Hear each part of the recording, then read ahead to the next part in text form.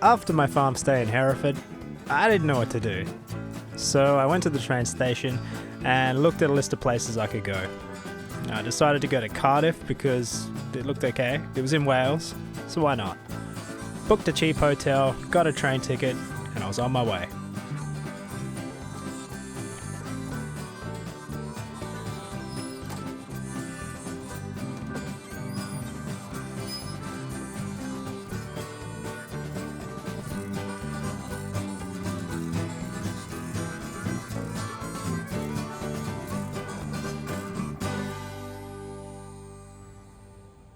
There's really one big attraction in Cardiff, and it's right in the middle of town. Cardiff Castle is a large fortification which has existed in one form or another for 2,000 years, since the Romans first built fortifications here. I didn't even know it existed until I was walking down the main street and I stumbled across this thing. After the Norman conquest in the 11th century, the castle was built on the old Roman fortification, chosen for its strategic location. The design is called a motte and bailey castle, meaning it has a large hill, or motte, with a keep built on top, accompanied by a walled courtyard and a protective moat. See that hill up there, with a little castle on it? That's called a keep. It's the last line of defence against an attacking army.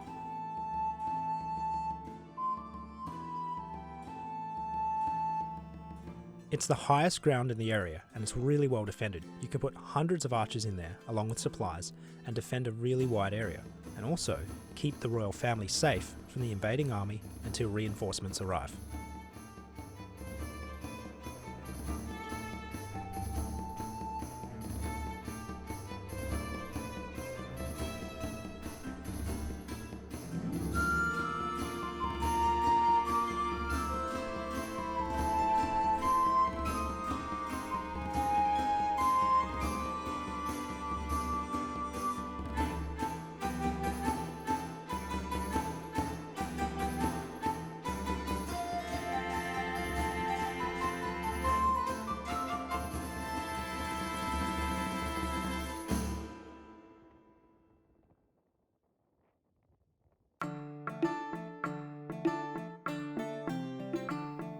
These narrow arrow slits were designed for defensive archers, but they were also convenient spots for nobility to spy on peasants below them and laugh at the poor fools, covered in crap, toiling in the fields all day so that royal parasites like them could live a life of opulence and extreme wealth, all on the backs of the working poor.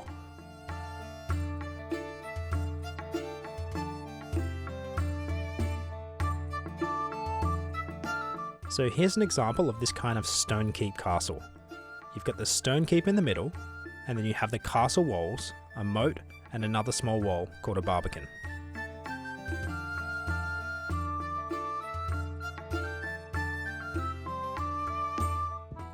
The castle walls form a giant square. The only way in and out is through large defensive gates.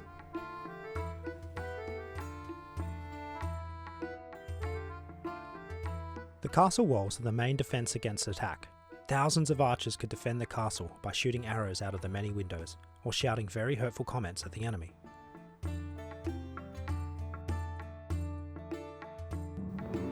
The castle walls have multiple levels. The bottom levels were used in World War II as bunkers when the Nazis were bombing England. They play these sound effects for the tour, and I think they're really good. They almost had me believing there were genocidal maniacs in the world again, just bombing civilians indiscriminately.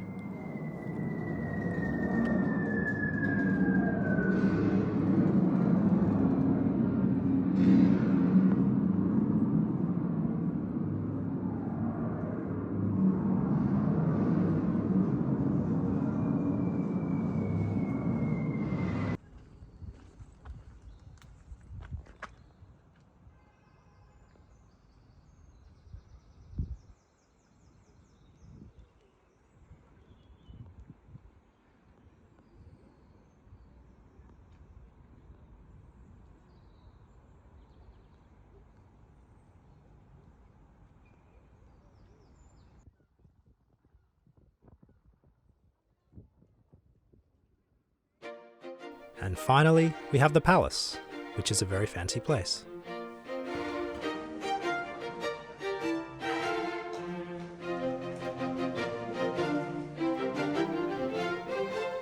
Look, you can say what you want about this palace, I'm personally not that into them, but that's a fancy room.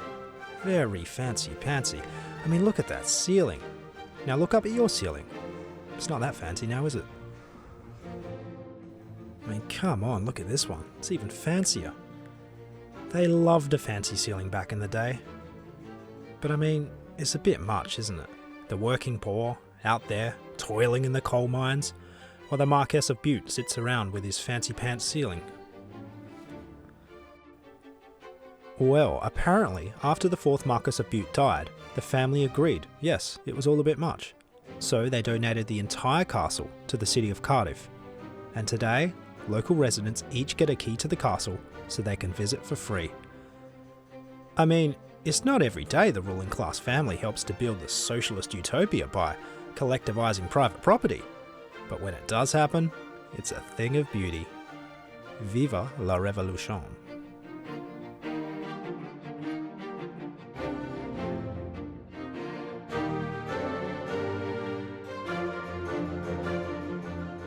Cardiff Castle was the first medieval castle I'd visited in Europe, and I was impressed. It had all the cool things you'd want in a castle, plus it was collectively owned.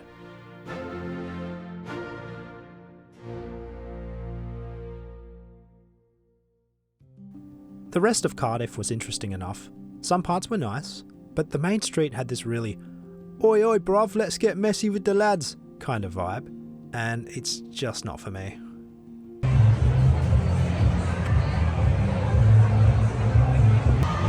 Basically, after a certain time, the whole main street is just bars blaring shit music.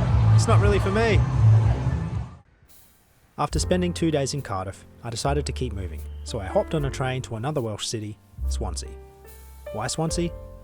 Well, honestly, I was just enjoying the random cities at this point, and seemed like a good idea.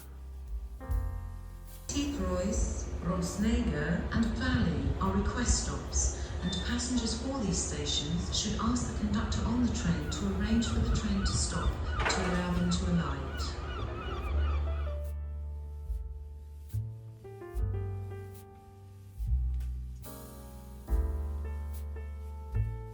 Hello everyone, my name is David Attenborough.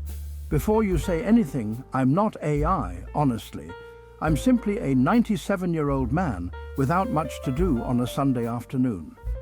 Richard has asked me to recite a poem, because although his trip to Swansea was pleasant, it wasn't particularly entertaining. So here goes. I like big, butts and I cannot lie.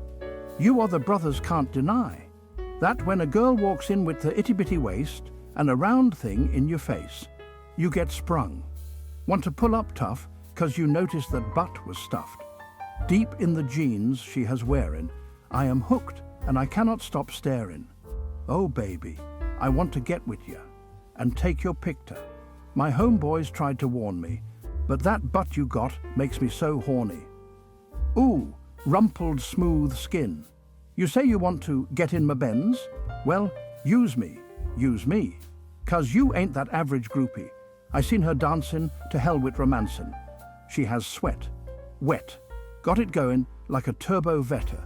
I am tired of magazines, saying flat butts are the thing. Take the average black man and ask him that. She have got to pack much back. So fellas, yeah. Does your girlfriend got the butt? Hell yeah. So tell 'em to shake it. Shake it, shake it, shake it. Shake that healthy butt. Baby got back? Wow. It brings a tear to my eye every time I hear that. Every single time.